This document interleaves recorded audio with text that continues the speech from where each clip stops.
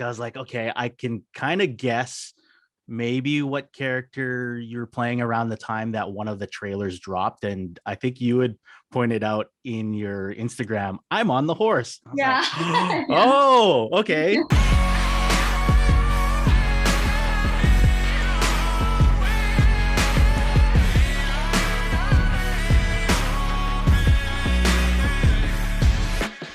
So this is kind of part two of a conversation between you and I. So I'm very excited that you're taking the time to chat with me again. Thank you so Of much. course. Thank you for having me. So I want to get geeky first and start with Why the Last Man. Because we touched on that around the end of our conversation last time. And so first of all, congratulations on the show. It's finally out. Thank you. Yeah.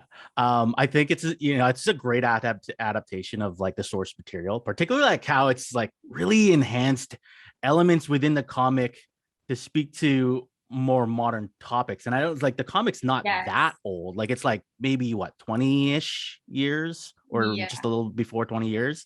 But so Um much has changed in that time when we speak about gender and like there's just ex- so much to discuss. Yeah. and that's exactly what where I was going with it too, because like I love the addition of Elliot Fletcher's character Sam and Yeah. how they really examine gender, and because they touch on a little bit of transgender topics in the comic, but here I love how they full on introduce a character who is a man but doesn't have a Y chromosome, so survived what was going on.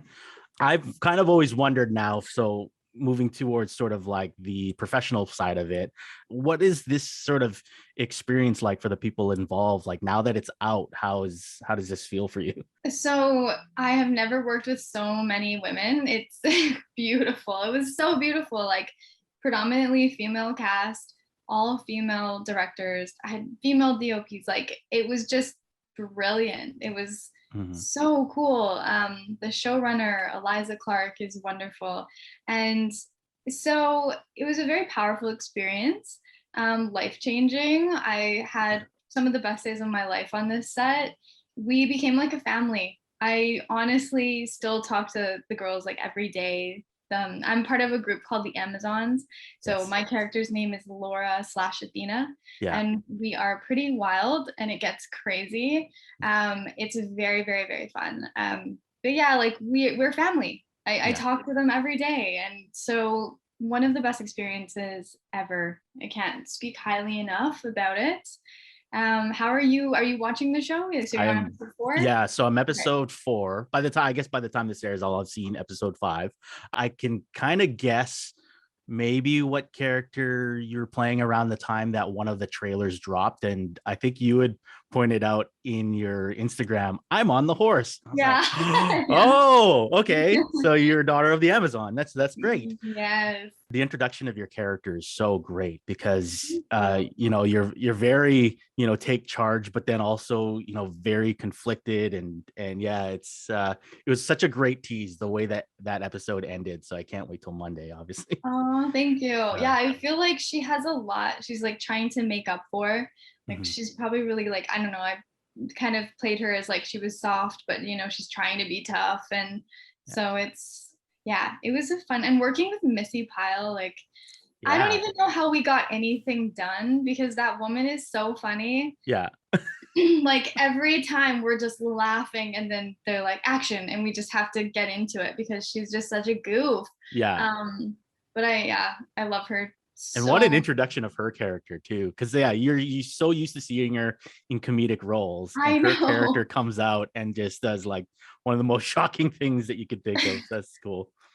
Her character is like one of my favorites on the series. It's just like, oh my gosh, I love it. Nice. I Well, yeah. can't say So too much, but I know, and that's the thing is like, oh, I shouldn't push too hard on this because like we don't want to get into spoiler territory because we're only, I guess, like half. There's 10 episodes in this there's season, 10. right?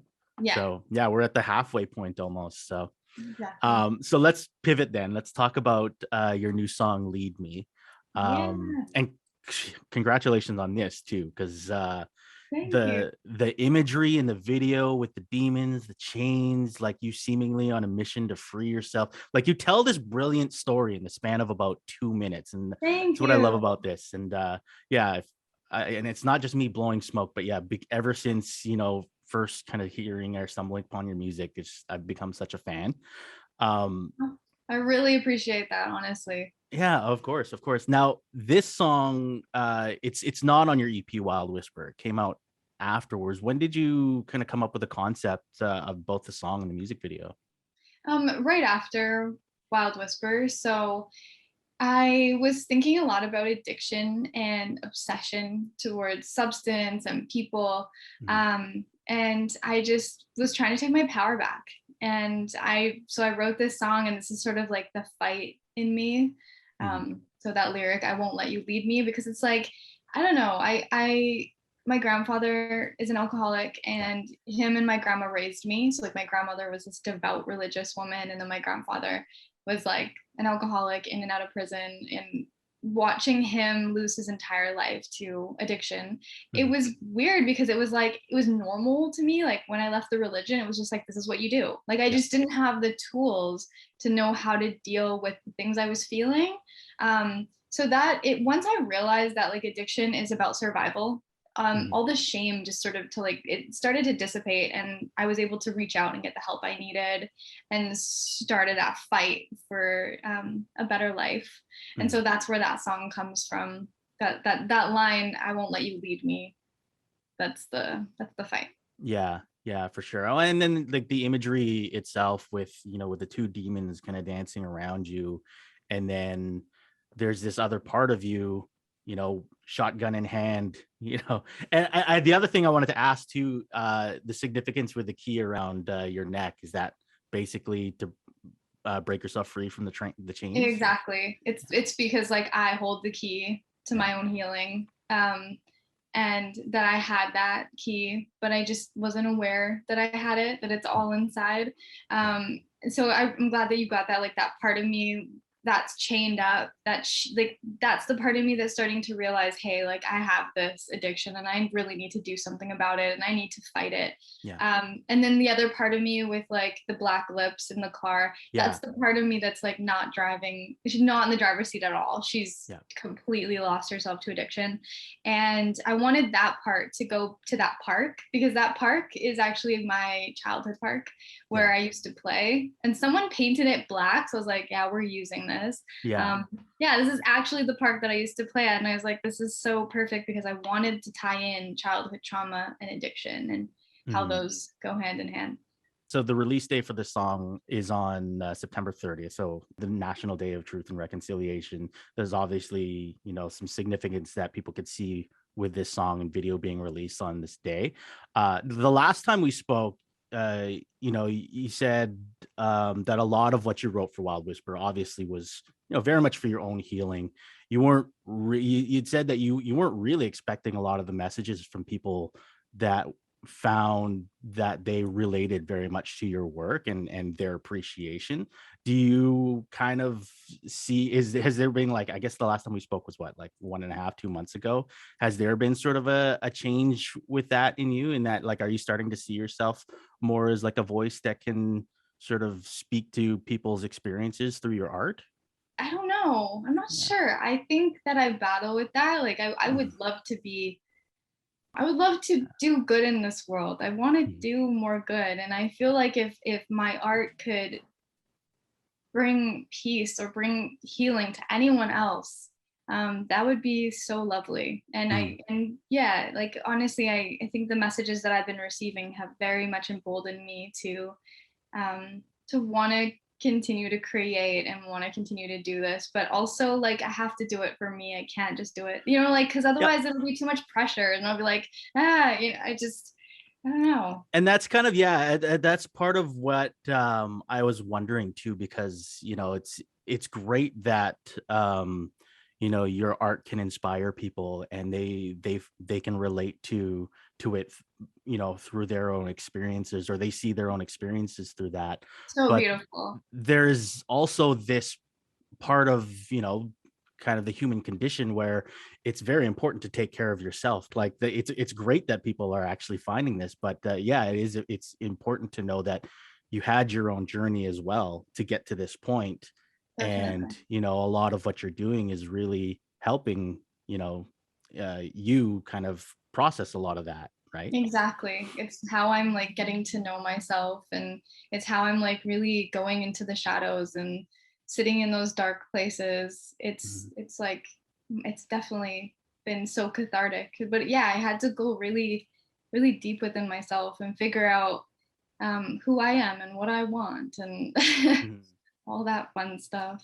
Yeah, I can imagine. But yeah, as somebody who's now listened to the song and watched the video a lot of times, um, yeah, I could really, I do want to, even though it's maybe a lot of this is not necessarily intentional, I do want to commend you on how powerful that message is, and how somebody can really take that and have it inspire them to sort of to reclaim their own culture, to find their own healing, and especially on a day like September 30th. I know it's such a I don't want to say weird, but like it's there's I would imagine there are a lot of weird feelings in the Yeah, indigenous community surrounding that day. there is. And everyone feels differently about it. I mean, I've been talking to a lot of people within the community. I'm talking with my family, and there's so many different perspectives. I have friends who are completely like they don't even want to talk about this day because they don't want to have hope, Yeah. because their hope has been, they've been let down so many times by the nation or by the government. Yeah. So some people are just like, that's not where I want to put my energy. I want to just put my energy on like what I can do within my own community. Yeah. And then there are some people who are like, let's go on the front lines this day. And then there are other people who are just wanting to, have self-care. And because it's been a hard year for everyone, but especially for Indigenous people with all of Yeah. these children's bodies being found and stuff, it's been very triggering. Yeah. So yeah, it's a very complicated day. I heard Ontario's not recognizing the day as a holiday. Mhm. And I don't want to have too much hope for the day either. I want to see real action Yeah. within this nation. I mean, obviously, it would be beautiful if a lot of people would sit down and meditate and think on building these relations with First Nations people and all Indigenous people. But I don't know. Yeah. No, I totally understand. Complicated. Yeah. Yeah, it's very complicated, and I totally understand, that position, because it's there's only so many times that one can be let down, and Yes, and not want to put their guard down, right? exactly. Yeah. um so, which is why, yeah, I think art like yours, I see a lot of importance in that, because it's more about you sort of taking control of your own life, and that inspires other people to do so as well.